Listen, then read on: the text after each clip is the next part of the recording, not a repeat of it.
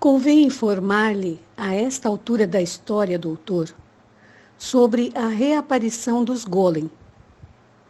Como disse, no dia sexto, apesar de sua presença pouco numerosa entre os fenícios e cartagineses, tinham chegado em massa na Europa a partir do século IV a.C., acompanhando um povo da Ásia Menor. Tal povo recebeu muitos nomes, dependendo onde se assentou. Fundamentalmente eram celtas, mas se os conheceram como os galos, irlandeses, escoceses, bretões, galeses, córnicos, gálatas, galegos, lusitanos, etc. Veremos agora, com mais detalhe, como foi que os golem se uniram aos celtas e qual sua real origem. Mais adiante explicarei o significado das tábuas da lei, que Moisés recebe de YHVH, Yahvé, ao concretizar sua aliança com o povo eleito. Agora cabe resumir que as tábuas da lei contêm o segredo da serpente, quer dizer, a descrição das 22 vozes que o Deus Criador usou para realizar sua obra, e os 10 aspectos, ou sefirote, com os quais se manifestou no mundo ao executar a criação. São os 32 misteriosos caminhos do Uno. Esse conhecimento dá lugar a uma alta ciência chamada cabala acústica e numeral.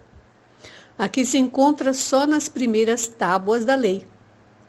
Nas segundas, que sempre foram exotéricas, não há mais que um decálogo moral, pálido reflexo dos 10 arquétipos supremos ou sefirote. As primeiras tábuas possuem, pois, o segredo da serpente, o segredo da construção do universo. Para preservar este segredo de olhares profanos, as tábuas foram guardadas na Arca da Aliança, enquanto que uma interpretação da cabala acústica era cifrada por Moisés, Josué, os anciãos, etc., no Pentateuco ou Torá escrita. As 22 letras hebraicas, com as quais foram escritas as palavras cifradas, guardam uma relação direta com os 22 sons arquetípicos que pronunciou o Criador Uno, o que lhes outorga um inestimável valor como um instrumento mágico. Mas tais letras possuem também um significado numérico arquetípico, de modo que toda palavra é suscetível de ser analisada e interpretada. Essa é a origem da cabala numérica judia, exclusivamente dedicada a compreender a escritura da Torá, a que não se deve confundir com a cabala acústica atlante branca, que se acha referida às Vrunas de Navutã. Mas a cabala acústica se acha revelada nas tábuas da lei, e estas fechadas na arca, de onde somente podem ser extraídas uma vez ao ano, para privilégio dos sacerdotes. Finalmente, o rei Salomão fez enterrar a arca em uma cripta profunda sob o templo, uns 1000 anos antes de Cristo, e permaneceu no mesmo lugar até a Idade Média, quer dizer, no espaço de 21 séculos. Poderia agregar que foi a maneira mágica com que a enterrou que impediu que a arca fosse achada antes. Com a morte de Salomão, o reino de Israel se dividiu em 2 partes. As tribos de Judá e Benjamim, que ocupavam o sul da Palestina, ficaram sob o mando de Roboão, filho de Salomão. E o resto do país, formado pelas outras 10 tribos, se alinhou sob a autoridade de Jeroboão. No ano 719 a.C., o grande rei Sargão destruiu o reino de Israel.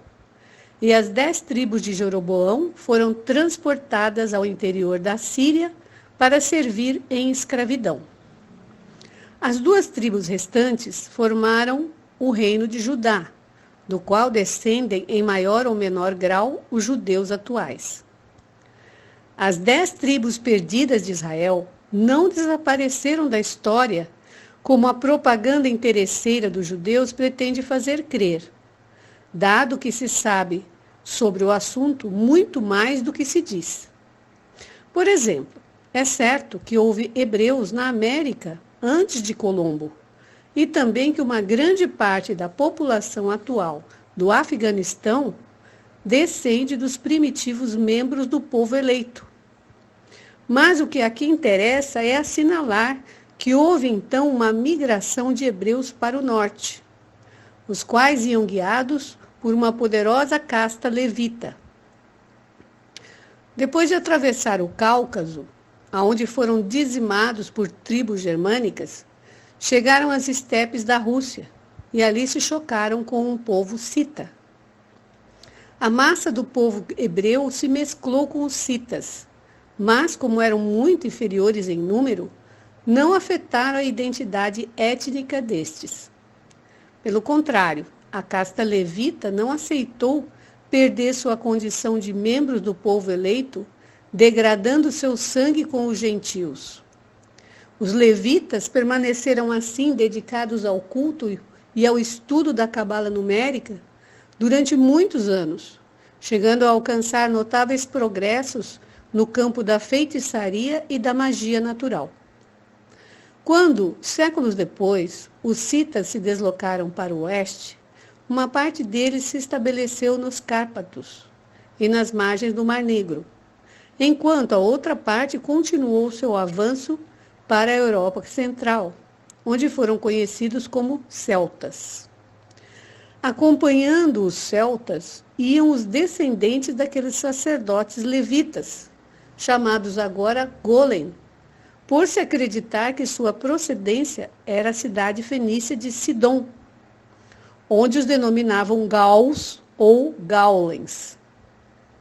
Mas de Sidom, os Golem se expandiram para Tiro, desde onde navegaram com os fenícios até Tarsis e fizeram as primeiras incursões que se lembram os senhores de Tarsis. Depois da queda de Tiro, no século IV a.C., se acomodaram, como se viu, em Cartago, desempenhando o sacerdócio de Baal-Moloque. Alguns golems se estabeleceram também na Frígia, como oficiantes do culto de Cibele, de Adonis e de Ates. É que então os golems possuíam já um terrível poder, fruto de séculos consagrados ao estudo do satanismo e da prática de magia negra. Em síntese, os celtas avançaram pela Europa, guiados pelos golem. E o tempo diria que aquela aliança não acabaria jamais, estendendo-se até nossos dias. Mas como chegaram os levitas das tribos perdidas a converter-se em golem, quer dizer, como obtiveram seu sinistro conhecimento? A explicação se deve buscar no fato de que esses levitas, coisa que não ocorreu com outros sacerdotes judeus, nem então, nem nunca, não se conformavam com o saber que se podia extrair da Torá escrita. Eles desejavam aceder à Hokmah, ou sabedoria divina, por um contato direto com a fonte da cabala acústica, que é a ciência dos Atlantes morenos.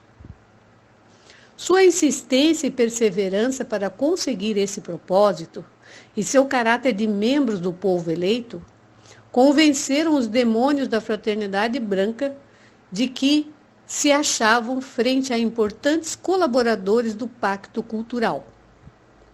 E essa convicção os decidiu a confiar-lhes uma missão, uma empresa que requereria sua intervenção dinâmica na história.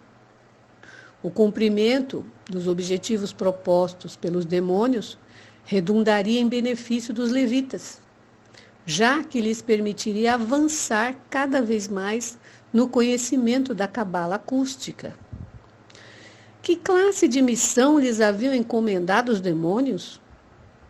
Uma tarefa que tinha direta relação com seus desejos. Seriam executores do pacto cultural.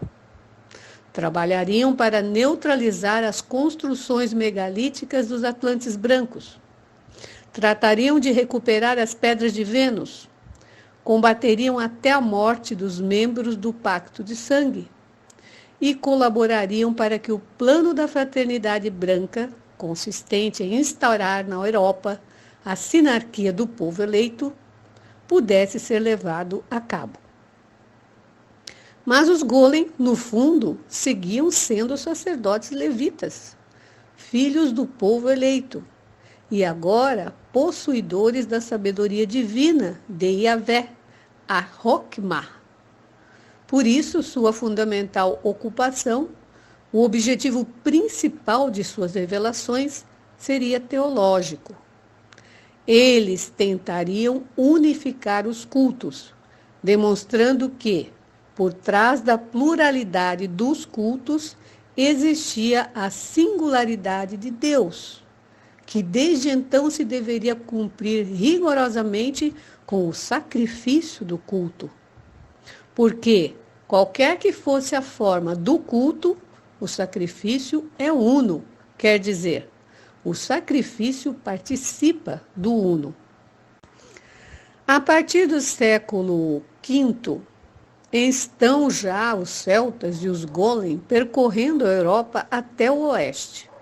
Os gauleses se uniram ao Amílcar Barca e impediram que Roma ajudasse Tartessos. Logo se uniriam ao Amílcar Barca na invasão da Itália. Mas muito antes, no século IV, tinham humilhado Roma e destruído o templo de Apolo em Delfos. Júlio César, em sua célebre campanha das Gálias, consegue submetê-los definitivamente ao controle de Roma em 59 a.C. Augusto divide a Gália Transalpina em 4 províncias: a Narbonense, a Aquitânia, a Céltica ou Leonesa e Bélgica. Os Golem, que detinham um grande poder sobre todos esses povos, começaram a retirar-se pouco a pouco das províncias romanas, inclusive seguidos por alguns contingentes celtas. Passam primeiro para a Grã-Bretanha, ou Britânia, mas o objetivo final era a Irlanda, ou seja, Ibérnia. Nos primeiros séculos da era cristã, não são muitos os Golem que se movem livremente pela Europa. No século IV, quando se castiga com pena de morte os cultos pagãos, já não parece haver Golem nas regiões romano-cristãs. De fato, a época das Gálias e a Ibérnia estão totalmente romanizadas. E nas regiões onde ainda se pratica o paganismo, os missionários católicos derrubam os templos pagãos, às vezes árvores centenárias, e põem em fuga os Golem. Invariavelmente, estes fugiam para a Grã-Bretanha e Irlanda. A chegada dos bárbaros no século V não lhes brinda nenhuma oportunidade de reimplantar seu poder, pois desses povos são cristãos arrianos e de raça germânica, tradicionalmente inimiga dos celtas, que os consideram também bárbari. Assim, no reino visigodo da Espanha, os senhores de Tarsis tiveram a impressão de que, por fim, os Golem tivessem desaparecido da terra. No entanto, estava para acontecer o oposto, pois em pouco tempo os Golem protagonizariam o regresso mais espetacular. Sim, porque os Golem não voltavam para a Europa para cumprir seu antigo papel de sacerdotes pagãos do Deus Uno, para cumprir a missão de unificar os cultos no sacrifício ritual. Agora corriam outros tempos. Daquela missão se ocupariam diretamente os membros do povo eleito, que ofereceriam ao Uno o sacrifício de toda a humanidade gentia ou Goim. A Fraternidade Branca tinha encarregado os Golem, em troca, o desempenho de uma função superior, uma ocupação que favoreceria como nunca a unificação da humanidade. Por isso, eles não voltavam como sacerdotes pagãos, mas como cristãos. E não só como cristãos, mas como católicos romanos. E não só como católicos, mas como monges missionários da Igreja Católica.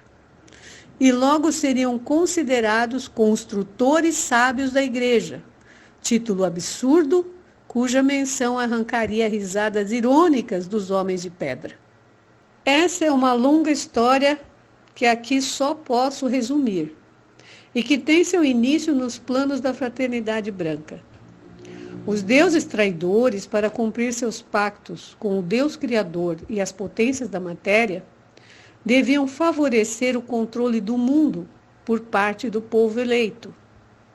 Para isso, seria necessário afiançar definitivamente um modo de vida materialista fundado no pacto cultural. Quer dizer, seria necessário afiançar o culto nas sociedades germano-romanas recém-formadas na Europa. E a melhor maneira de patrocinar o culto, tal como se desprende do que expus no terceiro dia, é formalizá-lo e plasmar essa forma nas massas. Centrar a sociedade em torno da forma do culto. Onde começa um culto?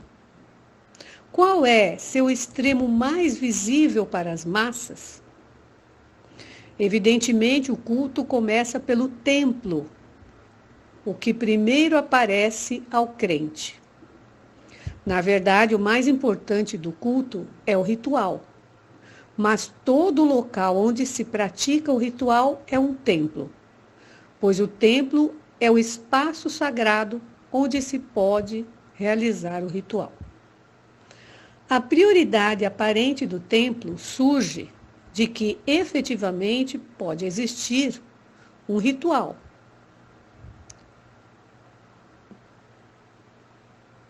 A prioridade aparente do templo surge de que efetivamente pode existir um templo, quer dizer, um espaço sagrado ou centro de manifestação metafísica, sem que haja ritual.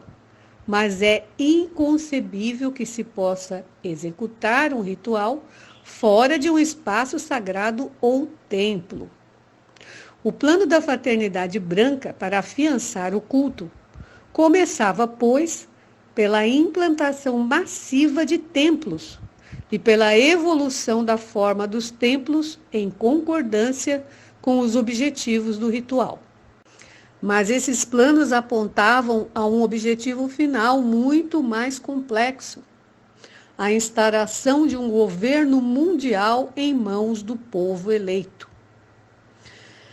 A Fraternidade Branca criaria as condições culturais adequadas para que uma sociedade futura aceitasse tal forma de governo.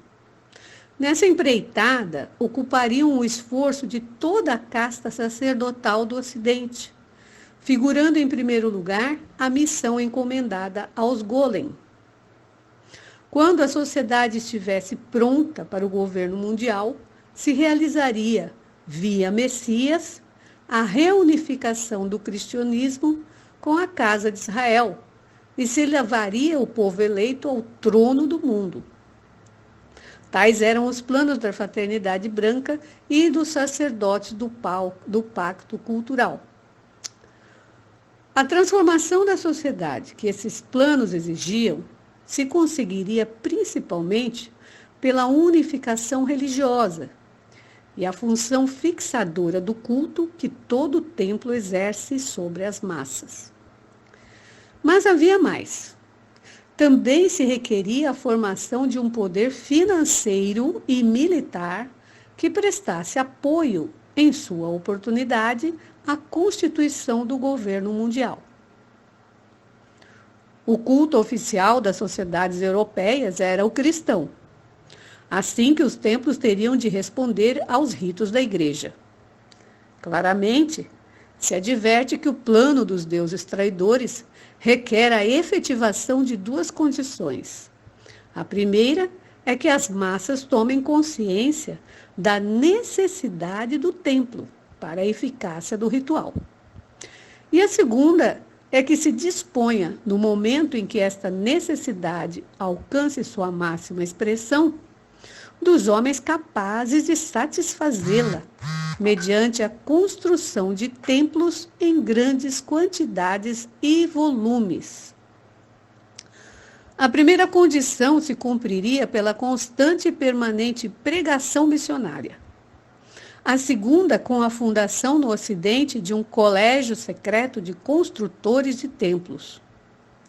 Este colégio, Dr. Signagel, foi confiado aos Golem, mas isso não ocorreu de entrada, pois se devia concretizar o plano da Fraternidade Branca, começando pela primeira condição, quando na igreja esteve preparado o lugar que iam ocupar os Golem para desenvolver seu colégio de construtores, no século VI.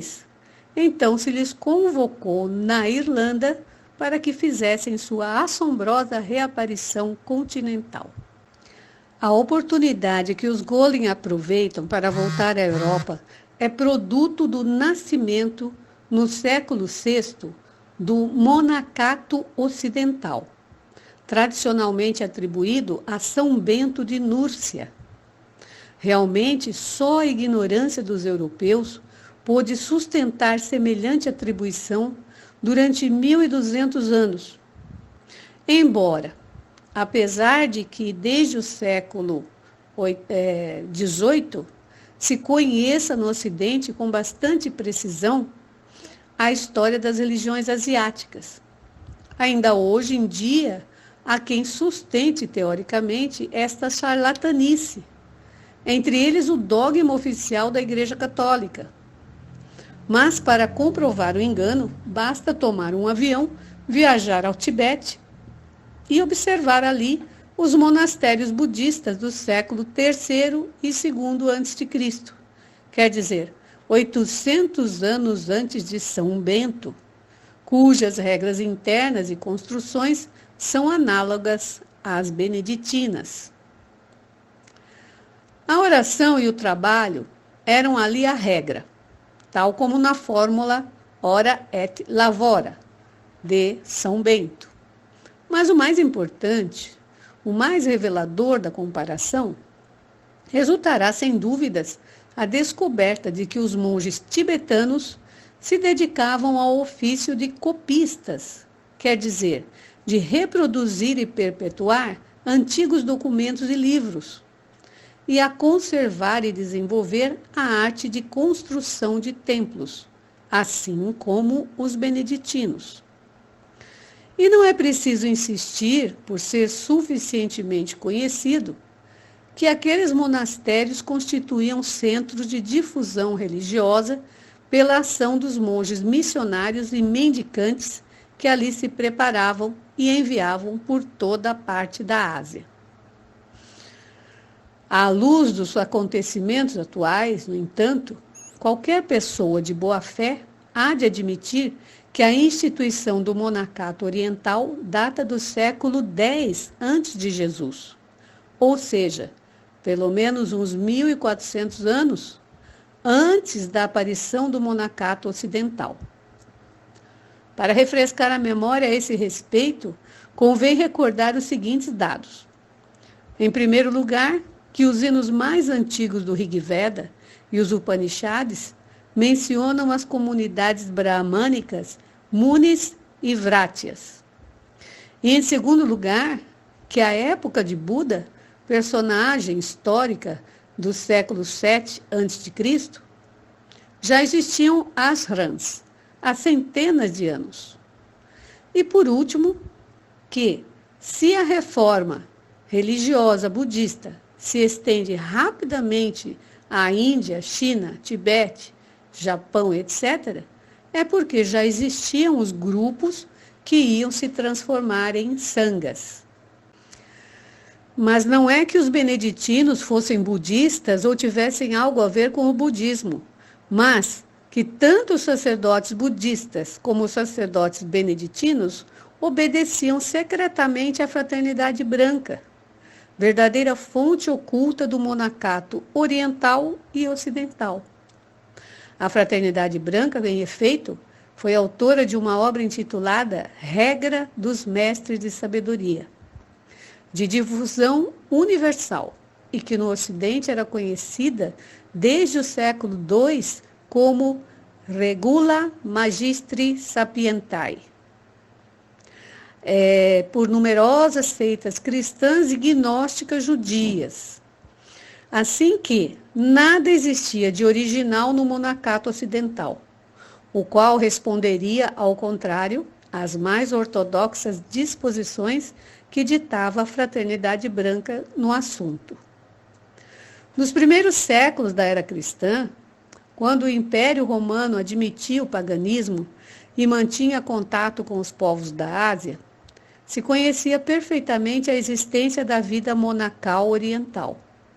Inclusive, homens ilustres como Apolônio de Tiana, contemporâneo de Jesus, tinham viajado ao Tibete e recebido instrução em seus monastérios. Algumas seitas gnósticas, que chegaram a compreender e a se opor aos planos da Fraternidade Branca, deixaram testemunhos de que isso se conhecia nas principais cidades do Oriente Médio: Alexandria, Jerusalém, Antioquia, Cesareia, Éfeso, etc. Mas a instituição dos monastérios não se faz da noite para o dia. É preciso seguir um estrito processo de formação, um método que se conhece desde a época da Atlântida, e que os sacerdotes do Pacto Cultural utilizaram universalmente. Com esse método, os sacerdotes brahmanes impuseram o hinduísmo e os sacerdotes budistas, prévia formação da doutrina do Kshatriya Siddhartha, criaram o monacato budista tibetano, chinês, hindu e japonês. Esse método determina que se deve começar por uma etapa de anarcomisticismo social, caracterizada pela proliferação de iluminados, ermitãos e santos. Esta fase tem por objetivo fomentar a crença de que a futura instituição monacal é um produto espontâneo do povo, que nasce e se nutre do povo. Deste modo, os povos aceitarão naturalmente a existência e obra dos monastérios e, o que é mais importante, também o aceitarão os reis e governantes. E esse método infalível é aplicável em qualquer povo e com o concurso de qualquer religião. No marco do judaico-cristianismo, já no século I, começa a se aplicar um método, e assim surgem, no Oriente Médio, uma multidão de ascetas e santos, que se retiram aos desertos e montanhas para viver em solidão. Durante os séculos II e III, cresce tanto a população de anacoretas que muitos decidem se juntarem sob o mando de um santo superior e a ordem de alguma regra. Se constituem então as comunidades de zenobitas. Não obstante, a comunidade dos zenobitas não alcança ainda o grau de união requerido para o modo de vida monacal, pois cada membro continua com a vida ermitã e só se unem para orar e se alimentar. E junto aos anacoretas e os zenobitas, vagam por todas as partes os frades errantes, versão ocidental dos monges mendicantes orientais. Para o século V, as colônias de anacoretas e os zenobitas somam milhares e milhares de membros no Egito, Palestina e Oriente Médio. Em uma só diocese do Egito, Oxirínthus, viviam 20.000 ermitãs e 100.000 ermitãos anacoretas, enquanto que durante a vida de São Pacômio existiam 7.000 monges zenobitas em 6 monastérios, que chegaram a 50.000 no século V. Com isso, quero lhe dar um exemplo, Dr. Signagel, sobre a magnitude do movimento pré-monacal. Um movimento que todos sabiam ser de inspiração extremo-oriental. O momento propício para instituir o monacato ocidental e para difundir o engano de que se tratava de uma criação original judaico-cristã se apresentaria depois da morte do imperador Teodósio, no ano 395, quando o Império Romano se reparte entre seus 2 filhos, Arcádio e Honório. Arcádio se estabelece em Constantinopla, dando início ao Império Romano do Oriente, que duraria até o ano 1453. Honório herda o Império Romano do Ocidente, com Roma, que se desfaria 80 anos depois, frente à pressão das hordas bárbaras. Logo, do ano 476, o Império do Ocidente se divide em múltiplos reinos romano-germânicos e começa um processo coletivo de isolamento e decadência cultural. Não só com a Ásia ficam cortados os laços culturais, mas com a própria Grécia. Porém, a sociedade europeia estava preparada para a instituição monacal. Durante séculos, tinha visto passar os frades errantes procedentes da Terra Santa e escutado as histórias dos anacoretas e zenobitas orientais. Inclusive, muitos peregrinos viajavam à Terra Santa e ali adotavam a vida ascética, conservando na sua volta os costumes adquiridos. Nesse momento, século VI, não existe zona montanhosa europeia onde não habitem ermitãos cristãos. Mas, uma vez estabelecida a ordem dos monastérios, todos esqueceriam a origem oriental da instituição monacal.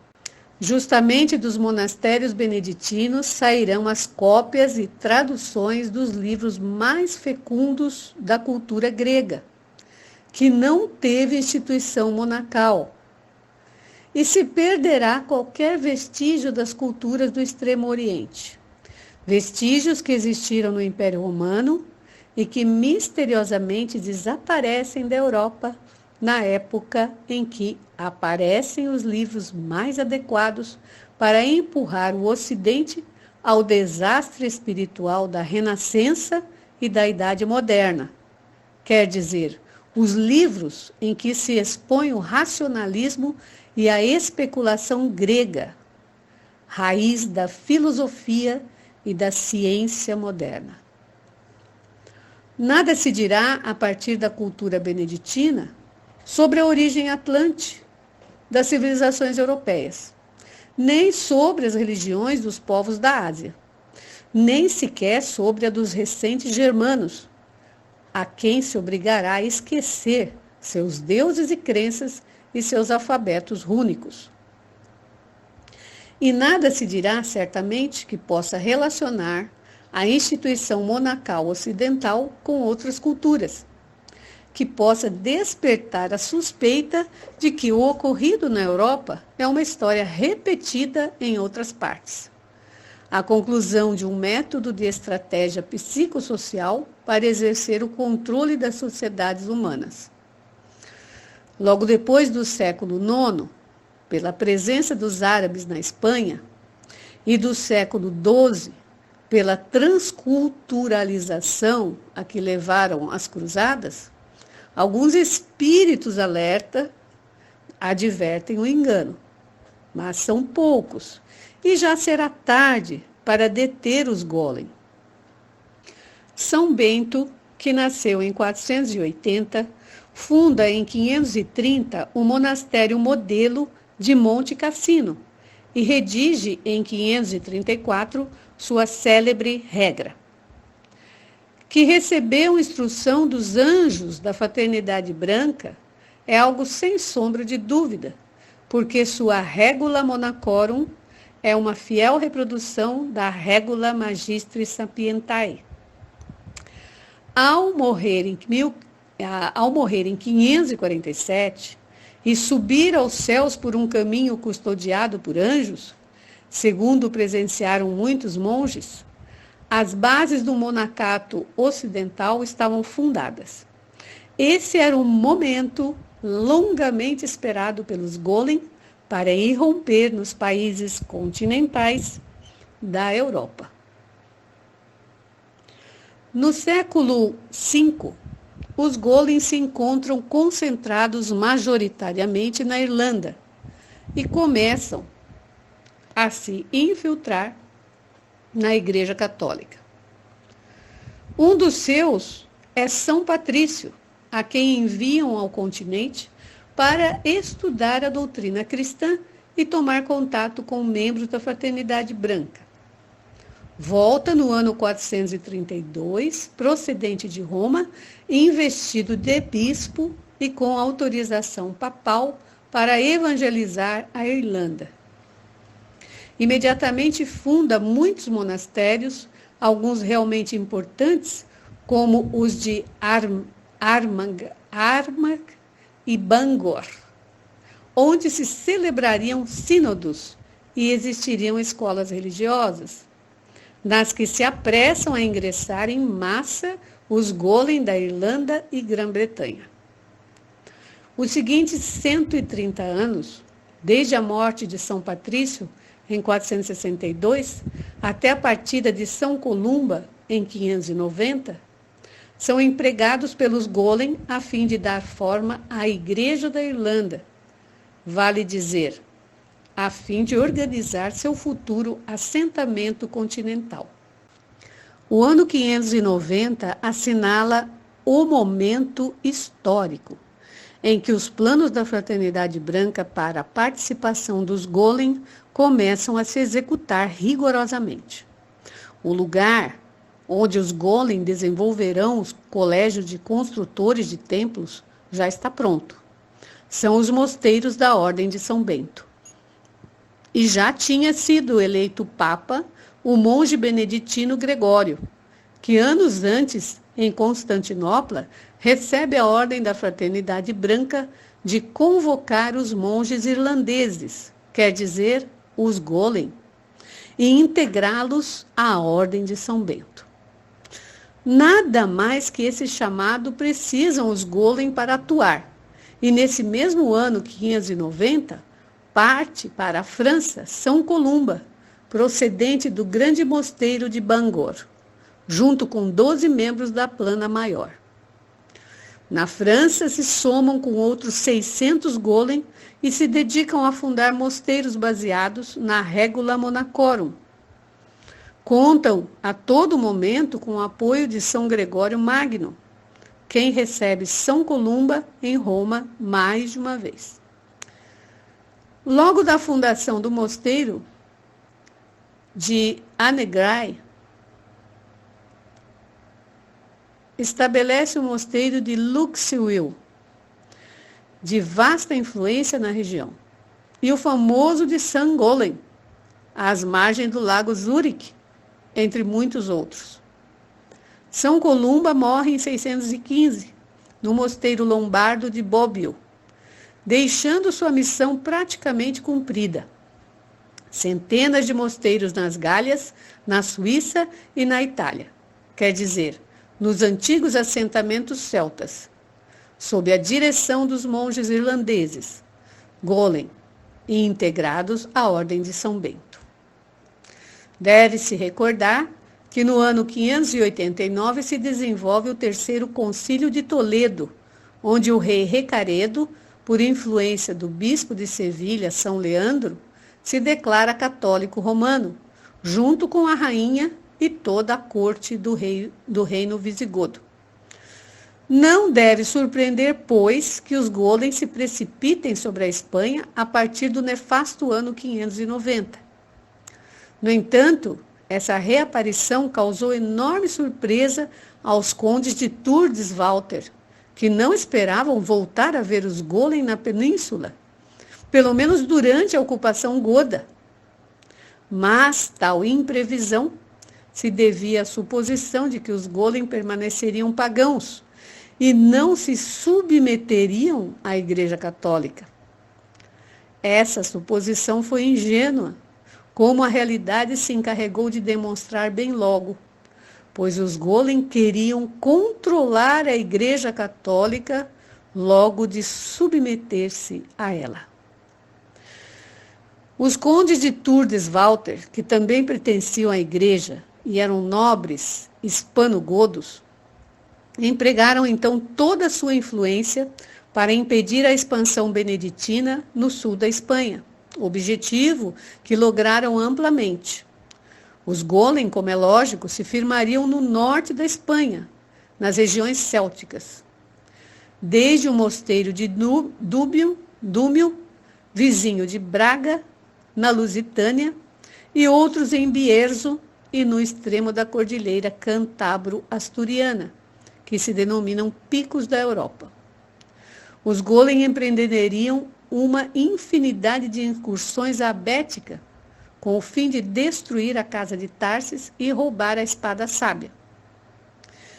Toda uma guerra secreta se travou desde o século VIII, na qual os monges missionários golem tentavam se aproximar da vila de Tourdes e os senhores de Tarsis os faziam executar sem piedade. Mas, para cada golem beneditino que desaparecia sem deixar rastros ou aparecia assassinado numa estrada por mãos desconhecidas, vinham 2 em substituição, obrigando a casa de Tarsis a manter de antemão um permanente estado de alerta. Experts em magia negra e mestres em toda classe de ciências empregariam tudo quanto soubessem para localizar a caverna secreta, mas sempre fracassariam. Ao final, solicitariam o auxílio de Bera e Birsa, como se verá mais adiante. É evidente que a inserção dos golem na Igreja Católica não constitui um motivo suficiente para desqualificá-la completamente. A razão é que os golem se introduzem como sociedade secreta dentro da Igreja.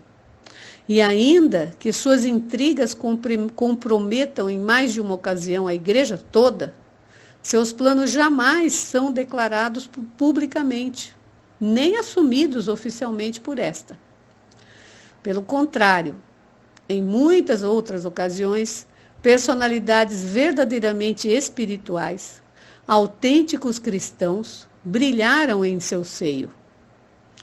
Convém considerar, então, apesar de que tal distinção nem sempre seja fácil de determinar, como se existissem 2 igrejas superpostas. Uma, contra a que lutaram os senhores de Tarsis, é a igreja golem. Assim a denominarei em outras partes, e sua definição irá surgindo da história. Outra é a igreja de Cristos, ou igreja somente, a que pertenceram os senhores de Tarsis e os círculos dominicanes, e a que pertencem muitos dos que estão pelo Espírito e contra as potências da matéria, por Cristo luz e contra Yahvé Satanás. Uma é a igreja da traição ao espírito do homem, e outra é a igreja da libertação do espírito do homem. Uma é a igreja do demônio da alma imortal, e outra é a igreja do Deus do Espírito eterno. Até aqui o estudo do dia de hoje. Na próxima oportunidade, vamos estudar o 16º dia da Carta de Melisena Vilca. Agradeço a todos pela paciência e bom descanso e uma boa noite.